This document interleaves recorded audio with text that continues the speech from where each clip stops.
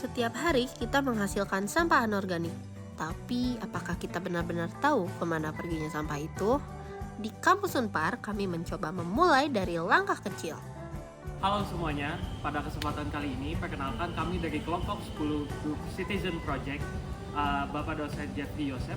Kita bakal raising awareness tentang bank sampah kepada mahasiswa Unpar. Pertama-tama ada saya sendiri, Anola Kaisha Pila.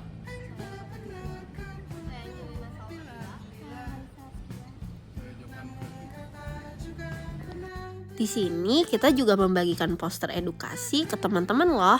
Lewat poster ini kita pengen nyebarin informasi singkat soal cara memilah sampah dengan benar. Dan ternyata respon dari teman-teman cukup positif. Yuk dengerin apa kata mereka. Posternya informatif banget. Di sini kita jadi tahu kalau misalnya sampah itu bisa menghasilkan uang. Hal kecil ini pada akhirnya bisa membuat adanya perubahan yang besar. Nah, di sini kita udah mulai ngenalin cara sederhana buat memilah sampah anorganik di kampus. Banyak teman-teman yang sebenarnya udah tahu sih cara pentingnya memilah. Tapi masih pada bingung kan harus dibuang kemana? Nah, solusinya bisa lewat Dropbox ekosistem yang ada di Unpar. Selain lebih tertata, sampah yang kita pilah juga punya nilai tambah.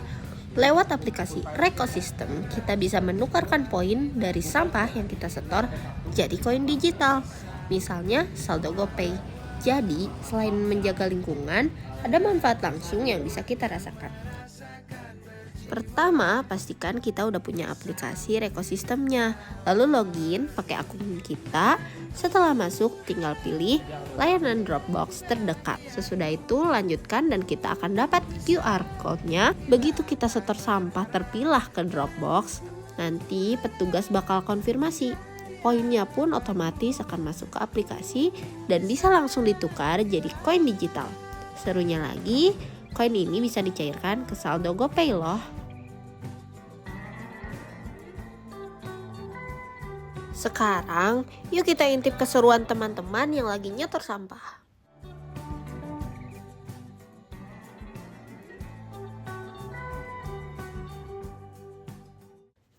Nah, kalau tadi kita udah seru-seruan nyoba setor sampah ke Dropbox, pasti ada yang kepo ya. Sebenarnya sistem ini tuh gimana sih cara kerjanya?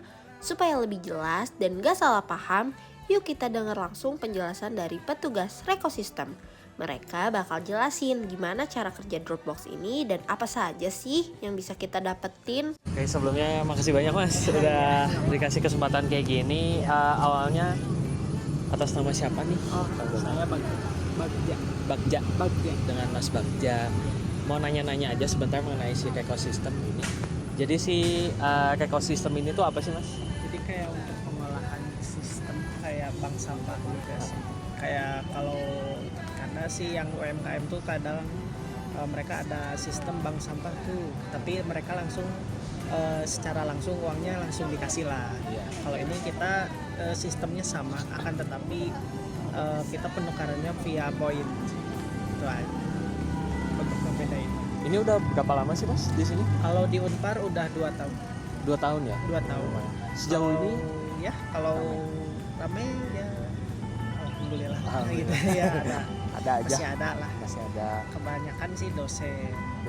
Iya, dosen pada taunya oh ini ada tempat pengolahan sampah, ya udah pada setor ke sini tiap pagi sih. Sampah-sampah yang diterima tuh apa aja Mas?